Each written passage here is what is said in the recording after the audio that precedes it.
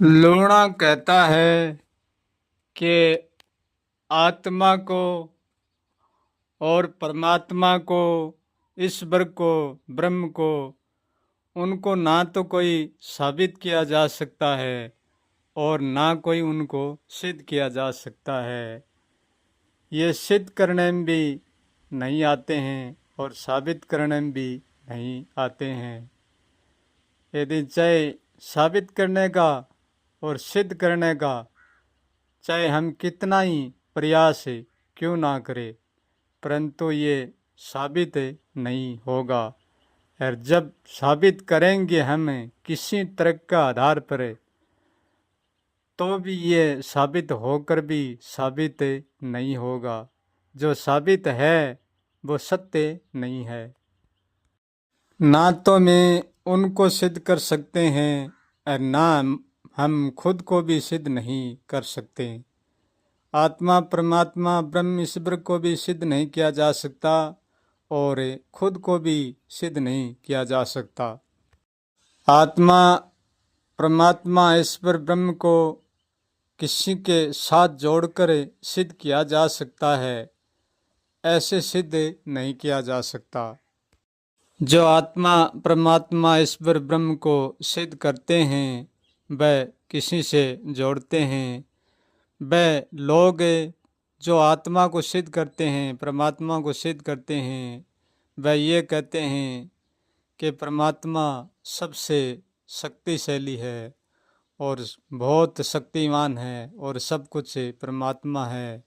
वह ये बात कहते हैं कि परमात्मा सबका करता है, परमात्मा सबका रचता है, परमात्मा सबका संहार करता है, परमात्मा सबकी उत्पत्ति करता है, परमात्मा सबका पालन करता है और परमात्मा का हलाया पत्ता हिलता है।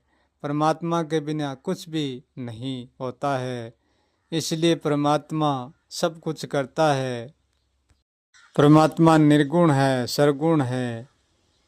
जो भी परमात्मा को सिद्ध करेगा, ईश्वर को सिद्ध करेगा, वो इन चीज़ों से जोड़ेगा और जोड़कर सिद्ध करेगा। यदि किसी चीज़ से नहीं जोड़ेंगे तो परमात्मा, आत्मा कभी सिद्ध नहीं होगा। चाहे कोई कितना ही जतन करे, सिद्ध नहीं कर पाएंगे। व्यक्ति खुद को सिद्ध तो नहीं कर पाएगा, परंतु साबित कर सकता है हर चीज के साथ जोड़कर। क्योंकि व्यक्ति विचार के साथ जोड़कर खुद को साबित कर सकता है, वाणी के साथ जोड़कर खुद को साबित कर सकता है, प्राण के साथ जोड़कर खुद को साबित कर सकता है, शरीर के साथ जोड़कर खुद को साबित कर सकता है और चेतन के साथ जोड़कर खुद को साबित कर सकता है। हम खुद को भी खुद के साथ नहीं जोड़ेंगे और किसी के साथ नहीं जोड़ेंगे तो हम खुद को भी साबित नहीं कर पाएंगे। इसलिए ना तो कोई खुद को साबित कर पाएगा और ना कोई आत्मा परमात्मा को साबित कर पाएगा।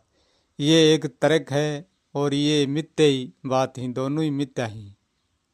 क्योंकि जहाँ तक सिद्ध करना है, जहाँ तक लड़ना है, वहाँ तक तरक्की है और ये सब खेल तर्क का ही है, सत्य का नहीं। क्योंकि ईश्वर को, परमात्मा को, खुद को कोई जानता नहीं है और जान भी नहीं पाएगा। क्योंकि परमात्मा नहीं जानने में है, परमात्मा नहीं होने में है। क्योंकि हम होने का भी परिचय दे सकते हैं और न होने का भी परिचय दे सकते हैं। सब कुछ का परिचय दे सकता है, वो कुछ भी नहीं है उसका भी परिचय दे सकता है।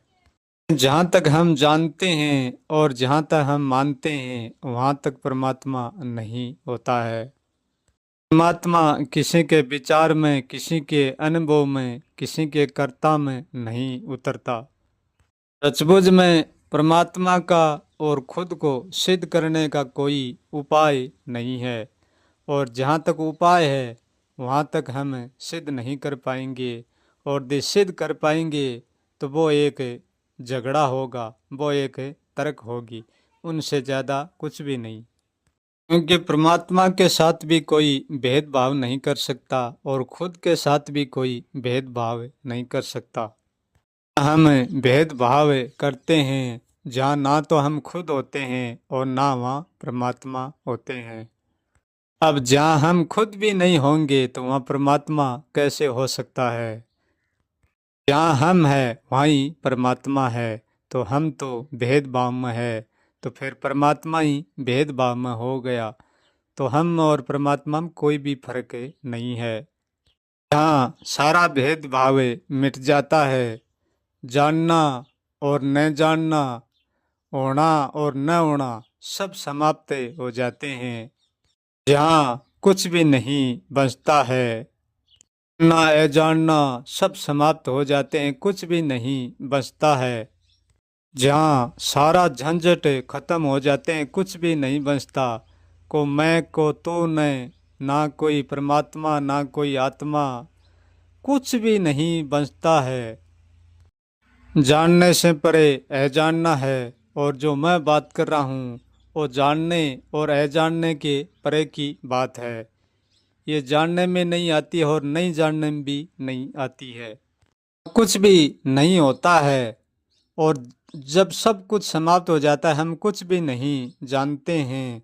शायद वहाँ परमात्मा हो सकता है, परंतु हम उनको कभी जान नहीं पाएंगे। क्योंकि हम इसलिए नहीं जान पाएंगे कि द्वंद्व में परमात्मा है नहीं और हम द्वंद्व तक है। जहाँ द्वंद्व समाप्त हो जाएगा तो फिर परमात्मा को हम जानेंगे कैसे, क्योंकि हम तो द्वंद्व में जानते हैं, द्वंद्व में परमात्मा है नहीं। इसलिए हम परमात्मा को द्वंद्व में कभी नहीं जान सकते। ना को द्वंद्व में जान सकते हैं, ना कोई निर्द्वंद्व में, ना कोई कर्म में, ना कोई अकर्म में। में परमात्मा को नहीं खोज सकते और न होने में भी नहीं खोज सकते, कि हमारा जानना सोचना समझना सब समाप्त हो जाते हैं। तब हमारा भेदभाव मिट जाता है, कुछ भी नहीं रहता है। वहाँ परमात्मा हो सकता है, परंतु हम उसको जान नहीं सकते। खुद और परमात्मा ना तो दो है और ना एक। खुद को भी जानने और न जानने का उत्तर कभी नहीं आएगा। लोना कहता है कि मैं खुद को कभी नहीं जान पाऊंगा। जिस दिन मैं खुद को जान लूंगा तो अवश्य परमात्मा को भी जान लूंगा। जहाँ तक खुद के जानने की बात हो रही है, परमात्मा के जानने की बात हो रही है, वो एक खुद की बनाई हुई माया का धुंध है। खुद नहीं, खुद की माया रची है, इसलिए माया का धुंध है। यहाँ हम पति और पत्नी का जोड़ा देख रहे हैं, प्रकृति पुरुष का जोड़ा देख रहे हैं। एक ही माया का जोड़ा है, उनमें दूसरा कोई नहीं है। माया ही तो प्रकृति है और माया ही पुरुष है। स्त्री एक आदमी है और आदमी एक स्त्री है।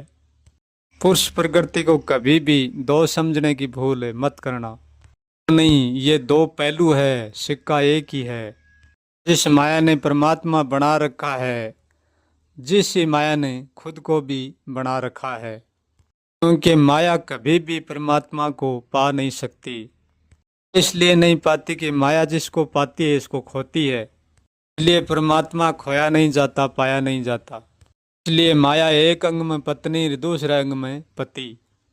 ये माया एक अंग में पुरुष और दूसरे अंग में नारी। ये परमात्मा होने और न होने का उत्तर कभी भी नहीं मिलेगा।